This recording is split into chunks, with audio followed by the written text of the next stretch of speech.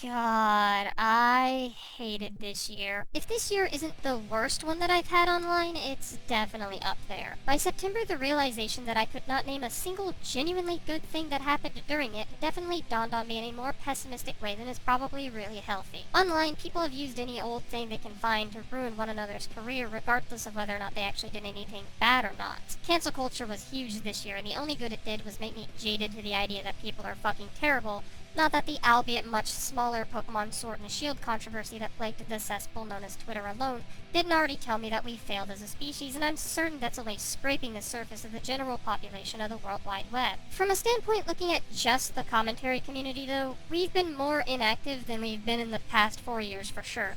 But the amount of people who have up and left or turned on the community this year feels way more prevalent than ever. I can think of one, maybe two commentators this year who joined the CC and actually stayed, whereas I can name a hefty handful this year who have left it to either become antis of it or have left it because they felt negatively affected by it in some way. Other than that, we've been super low-key dead as far as activity goes, but literally the only things of note this year that has happened was a stupid controversy where people overblew how bad one video was, and then by October one of our own was labeled a presumed child groomer, but we'll just leave it at that now, shall we? The less we go back to that conversation, the better. Overall though, to put this into perspective, by September I didn't even have enough videos that I liked to make a genuine best list, and while that's insignificant in the grand scheme of things, it definitely is. On a more personal level, I look at this fact and just feel kind of disappointed. Don't get me wrong, I don't do these lists to set a standard. I feel like getting that out of the way 4 years late in case people might think otherwise. That's not why I do worst and best lists. I even bother putting together best lists, no matter how tacked on they are, to show the appreciation for the videos that I personally enjoy, with similar things being said about worst lists. I do them to look back at the mistakes of the year and to give some form of critique as to show others what went wrong and where. So if people wanted to join commentaries, they could pick and choose to learn from these things. With that said, what I think was wrong in a video may not entirely be shared with others. After all, we're all our own voice, just who can argue their side better, right? Anyway, what makes each list is subjective at the end of the day anyway, as everyone has different focuses on what they like in a video, so literally, my disappointment is subjective, and maybe y'all don't agree as heavily about it, but that's just where we are with this year, and since we're speaking personally, I just didn't like this year, overall. From a personal standpoint, I have released nothing commentary-wise that I've been really happy about.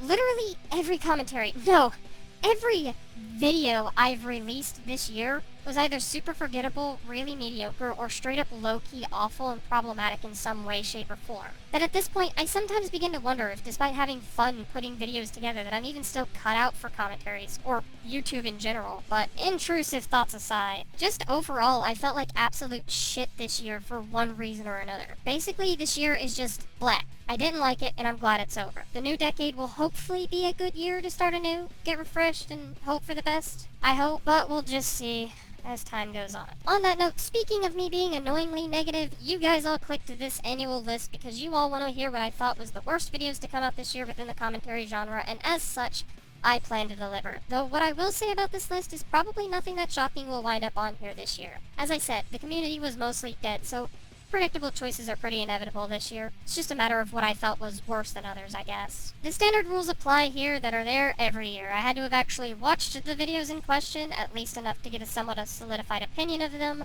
Only one commentary per commentator, including the likes of co-ops, and as such, this is merely my feelings about each video. As I said, there's not a standard rating system about what I think is more important than other things, and as per, let's keep the peace. The videos in question do not define who the entries are, and with all that said, let's reminisce, I suppose.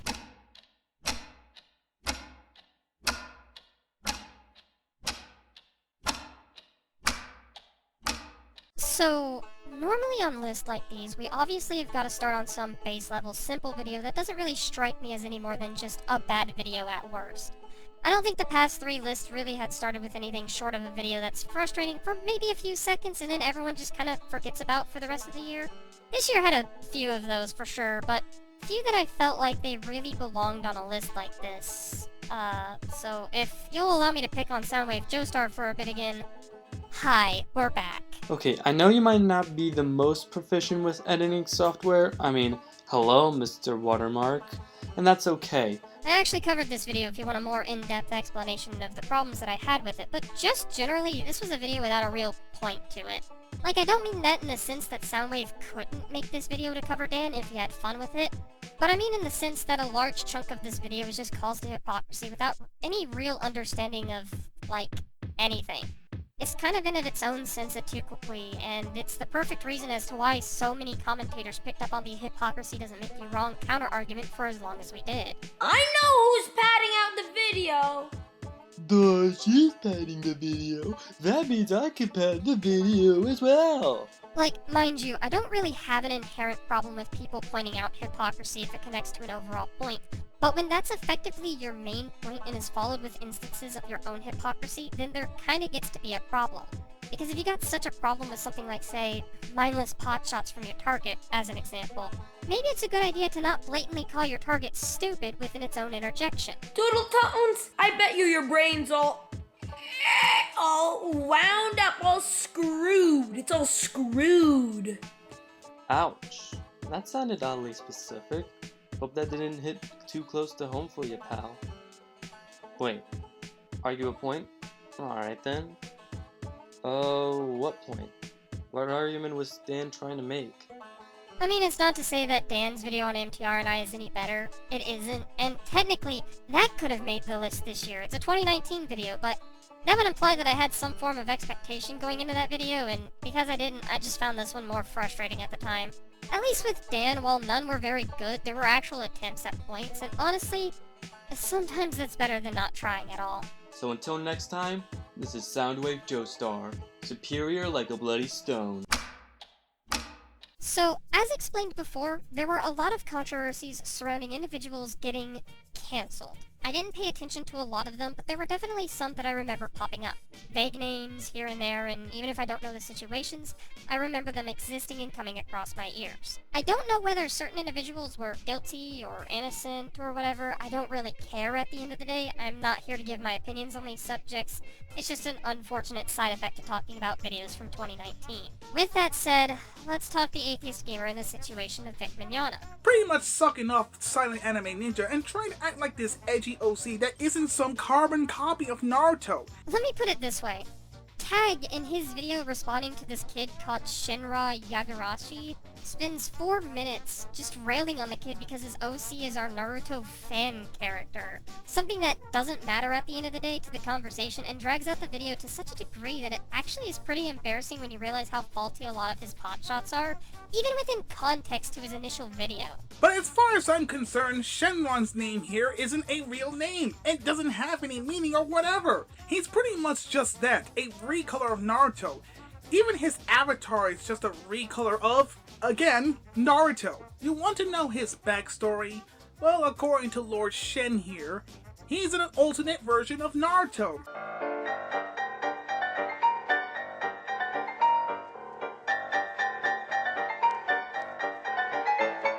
But like, even with all that aside, while watching over Tag's video, you kinda get the idea that he doesn't really understand the topic of conversation, or at the very least, he doesn't really seem to understand Shinra's point of view when going into said conversation.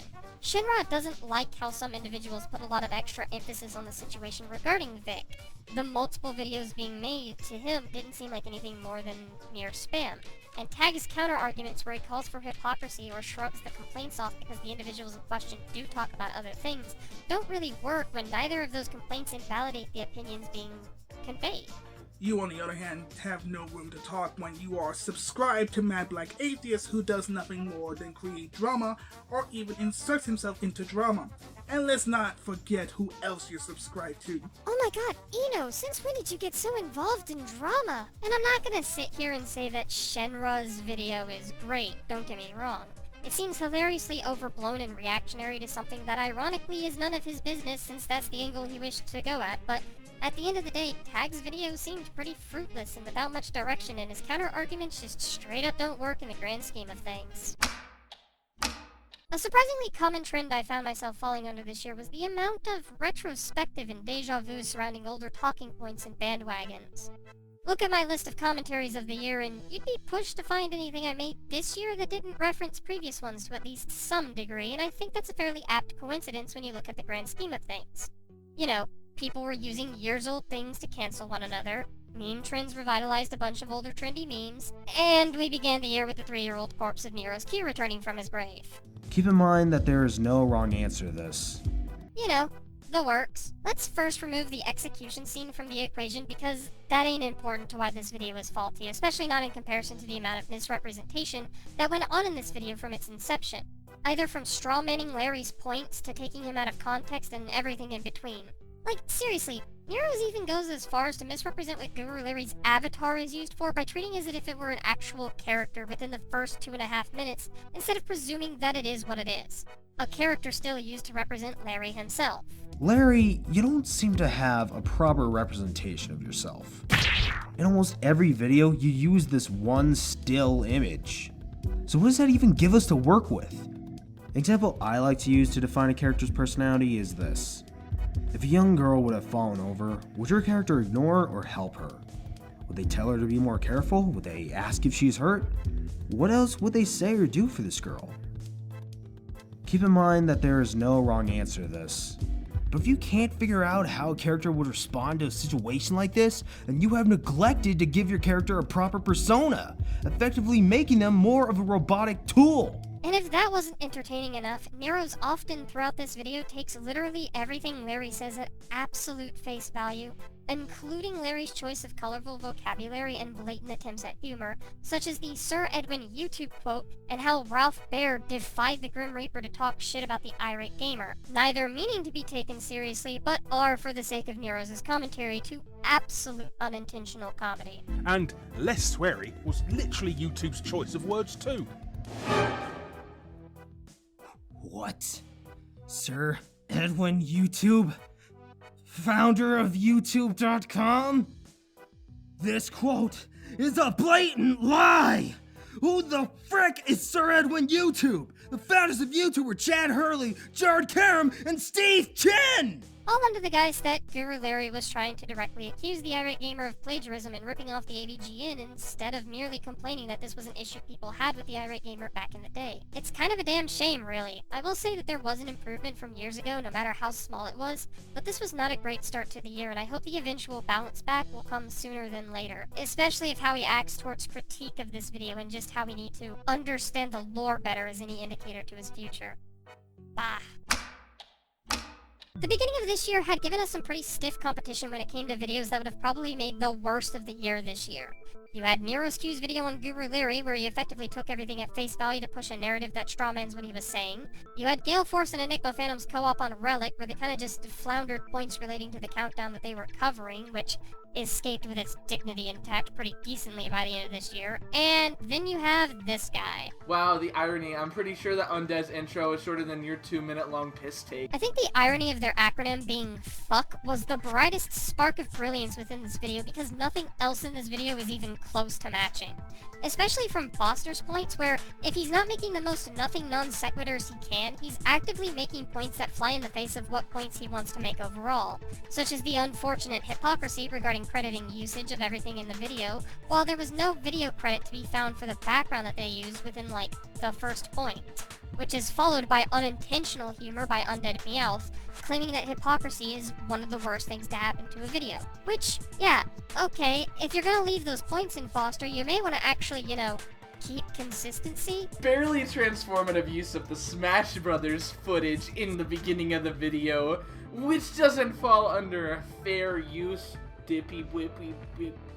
Being a hypocrite doesn't make him right. Being a hypocrite makes him twice as bad, as he sees a problem with doing it, yet he thinks it's fine when he does it. Undead Meowth, on the other hand, is probably the best of the three in this video, but honestly that's not really saying much more than the fact that they didn't have any consistent recurring issues outside of maybe repetition over the I'm a reaction channel or the it joke point, or the constant need to effectively point out hypocrisy with no other point following it, making each fifth interjection hollow and arguably pointless. But even then, if repetition is your worst sin, perhaps it's not as bad as I initially thought going into this video. Still, every other point Undead made was its own brand of invalid or shaky at the best of times, and honestly, I don't really have the time to go over all of them. Side note, while rewatching this video for scripting, I almost forgot about the 39.5 minutes in mark we get a point of Undead Meowths out of order from the rest of the video, so Good going, Foster, presuming you're the one that edited this. Yes, because that neutral tone totally displays tons of anger. You quite literally have autism and are literally a discount furry with a lack of a proper dick. This vid is you saying you wanna fuck. The other half is tangential skits about fucking ass. Literally just said there were a lot of videos about X thing 10 years later. He never said anything about it being boring or repetitive. Look who's putting words in his mouth now. Was that supposed to be a Leafy interpretation? This fucking Weeaboo trick being Leafy is here, like, Jesus fuck, dude, like, this is literally cringe. This guy, oh my god. And Citrus Flamingo. What even is there to say about her, honestly? Considering she just comes in, adds reinforcements to Foster's non-sequiturs, along with making a few unfinished points and then disappears a third into the video, she doesn't really give much to talk about within the situation, other than maybe a rant about how important point balancing is in co-ops like this.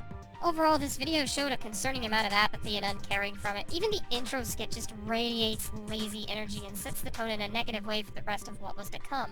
And while I know lazy intros aren't inherently a bad thing, I mean, I would be a hypocrite to say that a skit that's simple is inherently a negative. When it's combined with everything else this video shows, it kinda makes my commentary on the Green Scorpion look like it wasn't rushed to meet an arbitrary Halloween deadline. Okay, guys, don't kill me, but this next entry involves the Orion broadcast. Hello, this is Orion Broadcast, and welcome to a commentary on a homophobic chick who exacerbated what was already the worst phase of an old bandwagon against me. Full transparency, I think Beastly Eevee's video is kinda really jank. I may not know everything about 2013 commentary community. I'm sure there's a lot of missing pages from those history books that could better explain some of the context to this video. But just on premise, Eevee's video is kind of nothing at the end of the day, and that idea that Orion is supposed to just ignore his trolls over blocking them is actually really dangerous, and I don't know how many people supported that ideal at the time, but that's kind of gross. However, that doesn't mean I think Orion, 6 years later, did a great job at defending himself or explaining the issues with Eevee's video. So, the best thing to do is when somebody makes a commentary on you, and you don't think it has any valid points, rather than making a commentary back, perhaps just ignore it. I mean, granted, some commentaries can be so poorly done, like with Gaming Zone. It was a very poorly done commentary, so I really wish I could have commented on that, but I'm willing to put that under water under the bridge and everything like that. But if it's so poorly done where they're making no logical points, that they're not even arguing you, they're just saying, will you stupid, then I could see maybe why you would be commentating on them, but I would mostly be saying that probably a response video, maybe? If a commentary is seeding wrong ideas about me in the minds of its viewers and inspiring them to spread those bad ideas and abuse me further with hateful demands, then I can't just let it go unchecked, so no. Your advice to not make a commentary back is a bad idea that's meant to silence me. There's a lot of calls to hypocrisy, with one egregious example in particular being specifically in regards to a point where Eevee talks about how Orion overreacts to potential hostility and toxicity within the Star Wars fan base to those who enjoy Star Trek, where Orion, in response, brings up how Eevee overreacted to a situation she was a part of involving ex-commentator Base Clef Eli, previously known as MSkull01. Which, even if you don't know the context of that situation, would be kind of disgusting when you consider the context of Orion's video being against the general ideologies Eevee talks about in her video, yet perpetuates them constantly with those in mind. Though you told me to not get riled up over things happening on the internet regardless, you got all riled up about what Eli Riffs and his friends did to you on the internet in response to your bigotry. Oh, and while we're on that old time capsule of a topic, does anyone else find it super ironic that Orion gets mad about people thrusting their opinions onto him to try to force him out of his own beliefs, while in the same breath tries to do the same to Eevee in this video? Like, no, I don't really think being against gay marriage is on the same level as disliking someone's opinions of the Lion King, at least not on premise, but regardless of whether or not you agree with Eevee's stance on the matter in general, her method of talking about her political leaning was very neutral and respectable, and to see Orion ignore that because of it technically being bigotry is just... I can't be the only one, can I? So, how do I go about talking about a video that's text-based and only a minute and a half long for a full entry like this? I typically keep each entry at about 4 paragraphs apiece for consistency, so something like this makes things a little difficult. I don't think I've ever expected to put something so short on a list like this even, but 2019 had really given me a challenge for this list due to a guy called Steve the Unknown Nerd, which you may remember if you follow this channel enough this year. He was that dude who accused me of sending every one of my fans after those I covered, despite the blatant disclaimer that I plaster at the beginning of just about every one of my commentaries. But if you thought accusations like that were bad, you must have been sleeping on his video on Illymation. Hi everyone, my name is Steve the Unknown Nerd, so welcome to my first commentary. Yeah, he's covering a video of someone talking about their experiences with dating an abuser. Color me shocked that this is the worst video on his channel. Considering there's only like 3 or 4 actual interjections to the video, let me quickly just go over the general talking points that he brings up. Starting with the one that I feel is the most egregious of the video, where he effectively tries defending this person who preyed on a 15-year-old's privacy by bringing up Illymation's view and sub count as if that, like, means anything. But shouldn't you respect his privacy and not use his real name? He invaded my 15-year-old body! Fuck your privacy! Fuck your privacy! Girl, that's an apple to oranges comparison. He's one guy and you have 1.31 million subscribers and 11,484,782 people saw this video, so a bit unfair. He then brings up the fact the video is monetized, which also shouldn't matter considering it's a video talking about her own experiences, and if she wants to make money off of it, she very well should be able to. It's also kind of silly how he brings it up in retaliation to something that is totally unrelated to the discussion anyway, and uses the fact that it's monetized to say that Illymation couldn't have possibly been thinking of how to warn her audience or share her experiences to a young audience as a cautionary tale, when, no, you can do both. They ain't mutually exclusive to one another. These pictures of me were so important to him, he'd do anything to get them, so he found a way to deny, deflect, and blame me for everything. I can't believe you think I'm a... What is wrong with you? Are you crazy? Do you have any idea how that makes me feel as your boyfriend? That you think I'm a... It's sad that you have the audacity to monetize a video on a serious topic just to say that word. You should be thinking of helping others who could be where you were and not the money. Then caps it off by discrediting Illymation using CNN as a passing source of sorts for the amount of people who fall victim to abuse like Illy faced, all without explaining the reasons as to why CNN isn't a credible source for statistics like that. At the end of the day, Steve's video is possibly the best example at how to be one of the worst kinds of commentators in the most compressed amount of time, and honestly, the world isn't exactly a better place for that example to have been created, to be honest. No worries, my friend. Usually it takes me a while to figure out what I want to say in my videos too. Oh good lord, not you again. I suppose this one would have been obvious to those who may have kept up with my channel this year, but for those who didn't, man, you guys missed out. Danny Corks' video on Blaze the Movie Fan is still one of the most frustrating videos I've seen this year, and it leaves no room in the imagination as to why. Throughout the entire video, Danny has this pre-notion of Blaze's political beliefs from the get-go, and presuming that Blaze is this radical anti-SJW type, all because he feels Steve Shives, someone known within that community, is someone who doesn't deserve praise as a YouTuber out to help a community he actively steers clear of. Even though this video is meant to be about Steve Shives, Blaze the Movie Fan still finds a way to shoehorn in some hatred towards Anita Sarkeesian, because one can't truly be neutral about feminism without expressing the exact same hatred towards Anita that his idol War Corpse displays. He runs with this presumption all throughout the video, and it honestly gets really annoying hearing Danny just continue to shove everything Blaze says off to the side, and borderline strawmans everything he says just because he has that belief so early on. And if that wasn't bad enough, when he's not assuming Blaze's political leaning, he's on some other talking points, using this platform to just rail on right-leaning political YouTubers he doesn't like, with the list of names being hilariously long for seemingly no reason that would make any form of sense at all. There's so many people you could have called the worst YouTuber that I would have been on board with. Kilikami for Mommy, Venom Fang X, The Satirictician, Richard Spencer, Black Pigeon Speaks, Tara McCarthy, Paul Joseph Watson, Rage After Storm, Milo Yiannopoulos, Alex Jones, Steven Crowder, Evalion, Bearing, Atheism is Unstoppable, Undoomed, Computing Forever, Sargon, Teal Deer, people who have lied about people. I don't know what else to say here. It's just a petty video from a petty person whose politics drove him into ignoring any and all reasons that someone could have for not particularly liking someone on the left.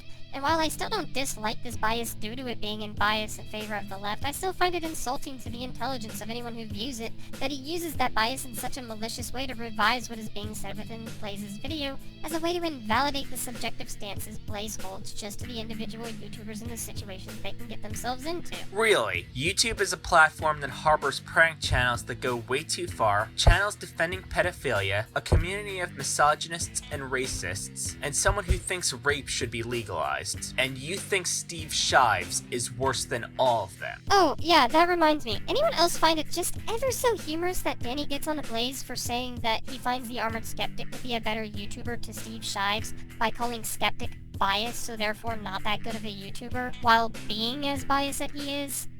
Or is that just me who enjoys such irony? Does anyone here remember my video on Master TP10? Remember how no one liked that video, considering how mostly what I targeted were jokes the trio of TP, Gale, and Zara made? How all my points seemed to have been made up for the sake of making a commentary on a video that I didn't even have that many issues with at the time, regardless of the flaws it had in hindsight? And god, my double standard showed a lot within this video. Honestly, to be frank, I think everyone had a right to be unhappy with me at the time to some extent, and it still makes me genuinely sick to my stomach to try to go back and rewatch it. There's a reason I disowned it. Why someone decided to remake my infamously disowned commentary, I'll never understand, but someone did. I'm sorry, but name-dropping people doesn't ultimately matter unless it's done in the title. Which it wasn't. This video was in 6 parts, by the way, and while that typically doesn't stop me from pinpointing one specific part to put on my list, I'm not sure that I can choose to single one out in good faith. Lucario Aura's video on TP definitely reminds me of myself circa 2016, and that's probably the nicest way that I can put it, unfortunately, considering what I've had to say about her in my Series 1 look back, and what I will have to say about her in Series 2's look back whenever I get to that point. There's a lot of the same beats in this video that I'd say were pretty consistent flaws throughout my early commentator career. Okay, so if you want to be this way, go ahead. It doesn't really affect me unless I actually meet you personally. But the thing is, TP, why do you have to be impulsive, sarcastic, and annoying, and overall just retarded? Like, seriously, no need to be that disrespectful. The main thing I can think of when I see Aura's video is how I was often incredibly spiteful at my targets, even if I didn't dislike them as a person or a content creator. I'd hold the person down on a tight leash with what they say, so I had a justifiable reason to be rude, and it caused a lot of my older videos to be rather uncomfortable in some regards, and just as such, Lucario Aura does the same thing here with his seemingly seething hatred for Gale Force of all people, as he does everything in his power to make Gale look like the worst person in that tryout, leaving me with the question of, why Gale? It's like being angry at a marshmallow. So you question what the hell Gale is doing now? I mean, seriously, why don't you look at the rest of Gale Force's career? And while a lot of that is the beginning and the end of a bigger problem with this video overall, I can definitely say it ain't the only problem with the video as a whole, considering the hour and 45-minute runtime is just a huge collection of ad-homs to Gale, taking jokes at face value and making excuses for a list that didn't realistically need it if a TP Carol was any indication of problems with Bob's Christmas special in February, and that's merely scraping the surface of problems I found with the video, considering there's a half-finished 22-page script on the series in the works as of scripting this. While I know Lucario wishes to push past this, and I believe he can in due time for sure if a conversation we had on Discord is any indicator, I'd definitely be dishonest with myself if I said it didn't earn a spot on this list for sure. Also, I highly request that people lay off this kid. Like, I know his video is not particularly good. I plan to cover it. As I said, there's like a 22-page script in the works, and I definitely do not like this video, but don't go after this kid for it. He really is trying to push past it, and he really wants to try to grow as a content creator, so just jumping on his case because of this fucking video is not gonna help matters. Just figured that I'd throw that out there. This one in particular is not one that you want to dwell on.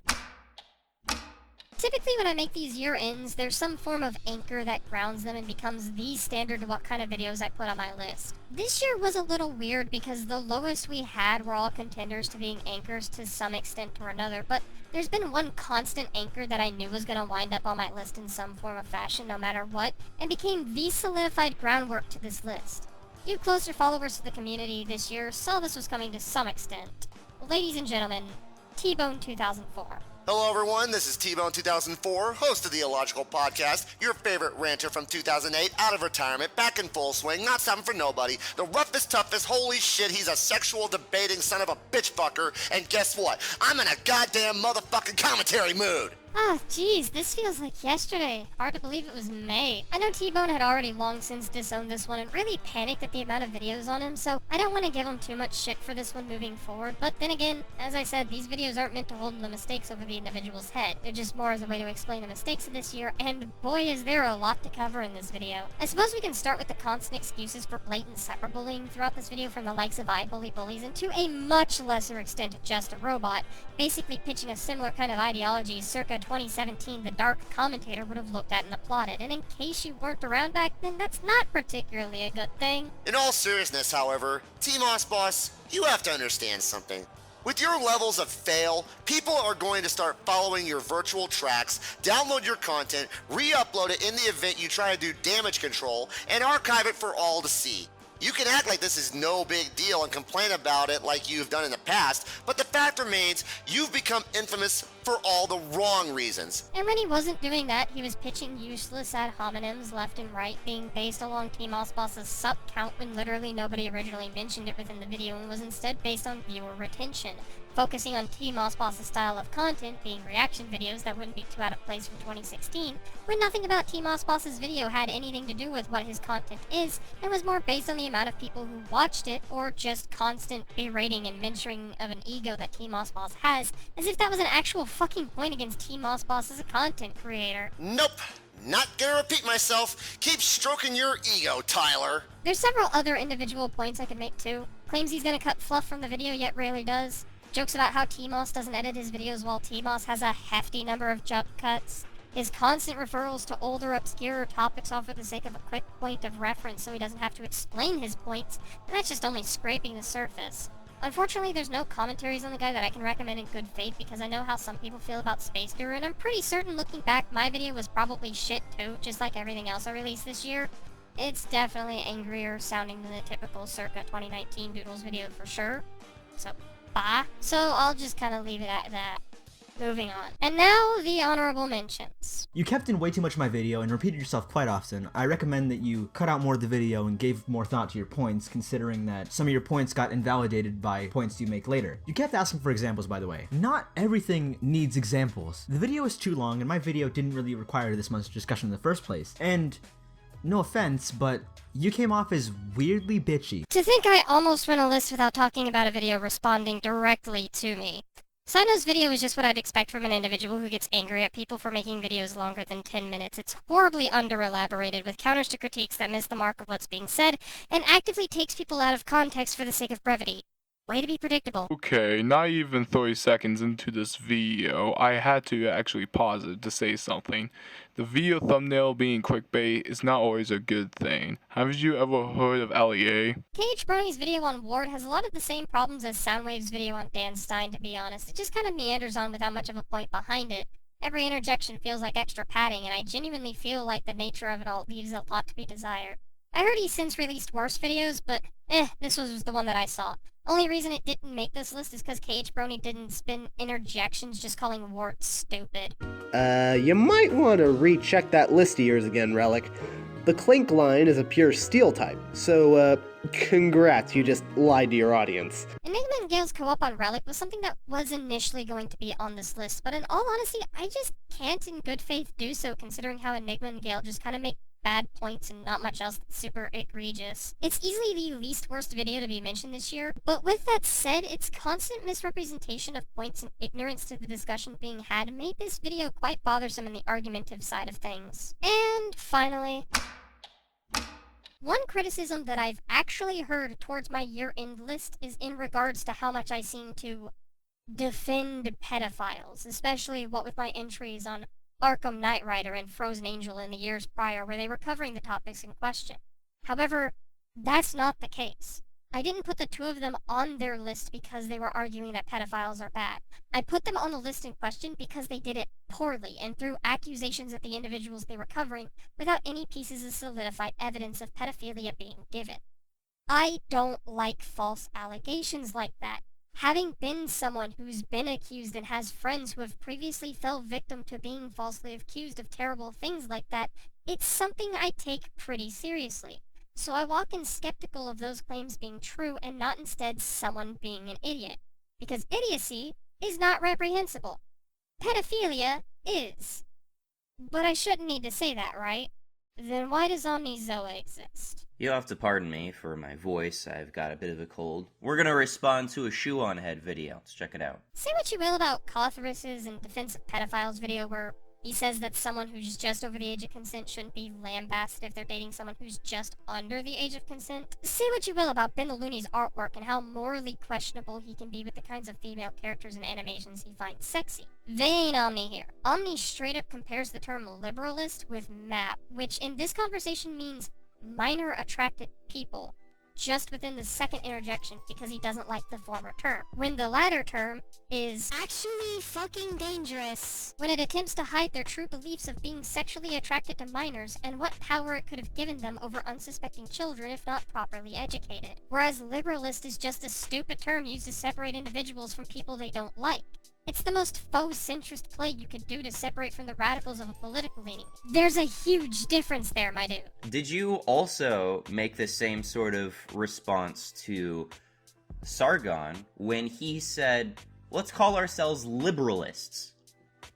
Because liberal, the word, has kind of been poisoned. Then he goes and compares transgenderism with it and starts talking about how transgenders shouldn't be lumped in with the rest of the LGBT because it's not a sexuality, and direct response to Shu saying that pedophilia shouldn't be a part of the LGBT, and just in that premise alone should probably explain the entirety of why this particular video cemented itself on a throne of fool's gold and became what I now consider a year later to be the uncontested worst commentary I've ever seen.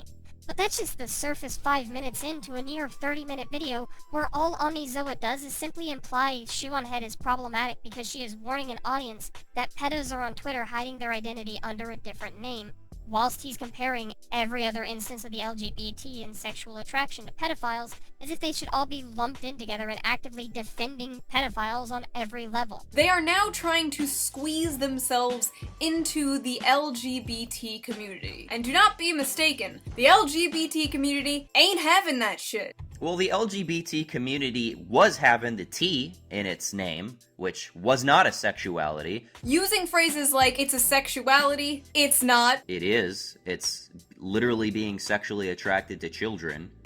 What is a sexuality if not a sexual attraction now? So they have an age of attraction, or AOA as they call it, like 2 to 7, 5 to 8, 6 to 9. Very normal, well-adjusted humans here. How about 16 to 24? How about I like women in their 40s to 60s?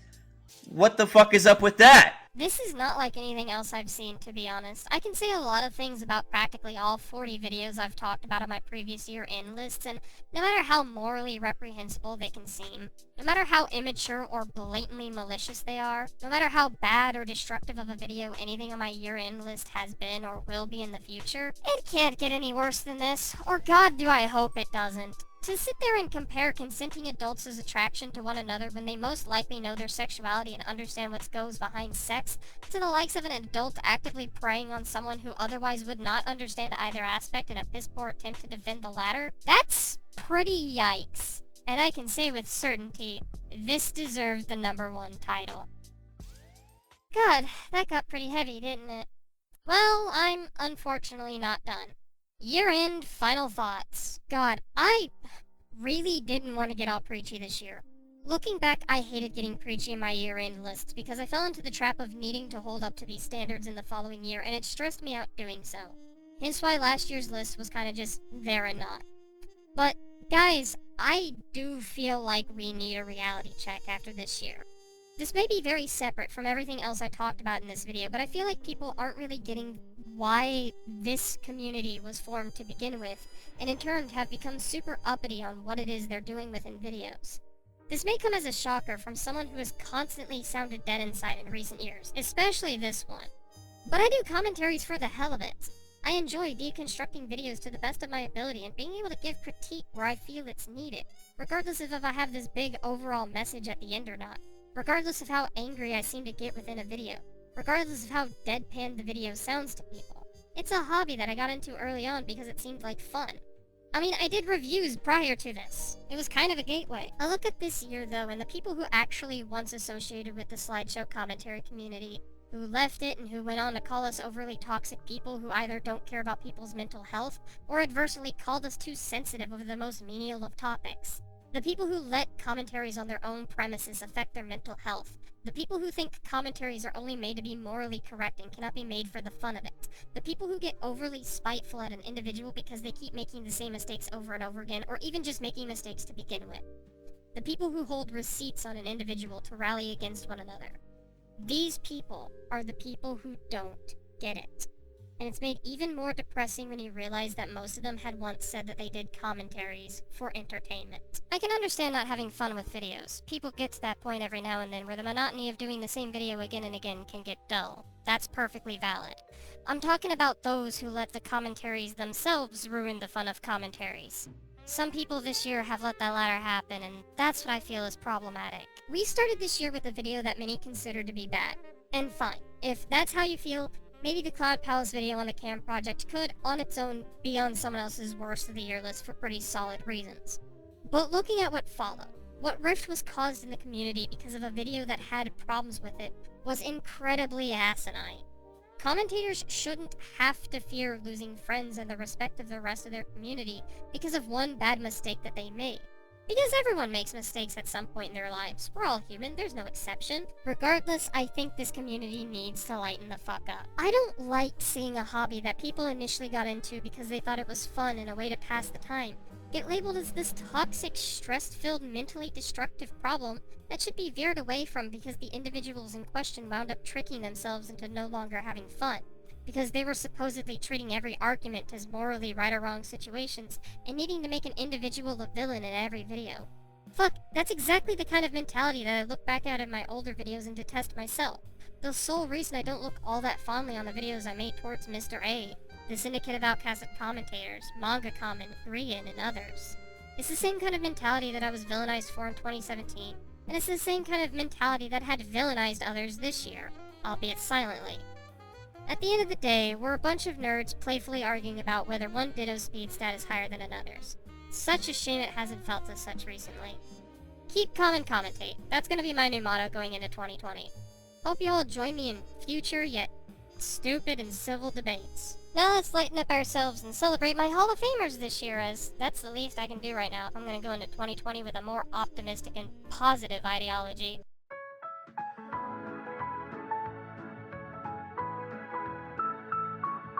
Once again, that isn't the point of either song you have referenced in this segment.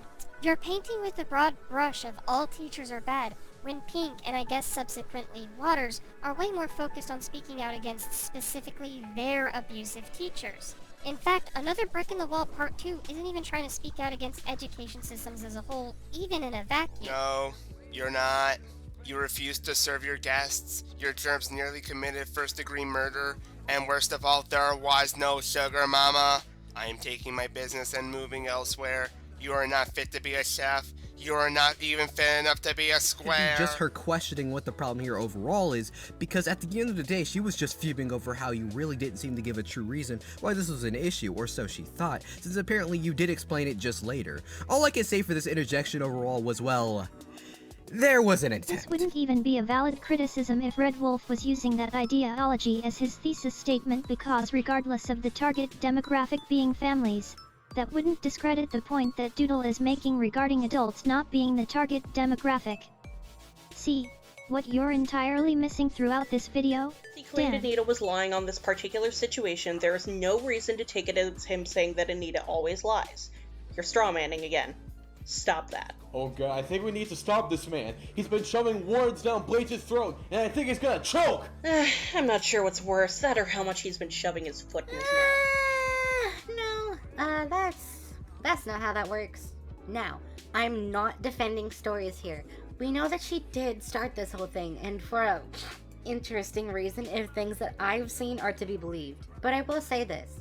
Stories is responsible for planning to frame Tech, exploiting him, distributing pornography. Oh, in other words, even though the game did partially address your criticisms about the animations, it's still worse than we feared because of minor frame rate lag, your personal distaste for the art style, and how it's returning to a tried and true formula, which was something you already complained about in your previous videos. I'm not convinced. I hope this doesn't affect your canon, Luckster. Okay, fine. I'll cover one more This is video. another thing that, based on Madame's actions, doesn't make a lick of sense. I've gone over it a few times, and I think I get it. So for one thing, we need to acknowledge that Madame claims here that it was only a few hours after Slimmers saw the thumbnail and said it was cute, when Madame is saying that Slimmers should have contacted them via DMs about the issue Did of you ever credit. stop to consider that that line was delivered sarcastically? If I may, it's not like there is absolutely no reason why Kirby went after King Dedede. I mean, after all, the king has stolen all of the food in Dreamland before and has challenged Kirby to see who could eat the most food in a race. It's not that much of a stretch to consider that he would be the culprit. Oh, Athena, could you revive Silver real quick? I don't think he's coming back on his own. Right away, Mr. Tempest. I went to college! The video starts off with using first-person language, which is some kind of improvement, but when people say they've sold out or gone more corporate, this is generally what they mean. The people who watched extra credits when it first came out saw them as on the side of the consumers, speaking for them, and making many episodes outright critiquing the gaming industry, or their more dubious practices like using Skinner boxes. See you all next year.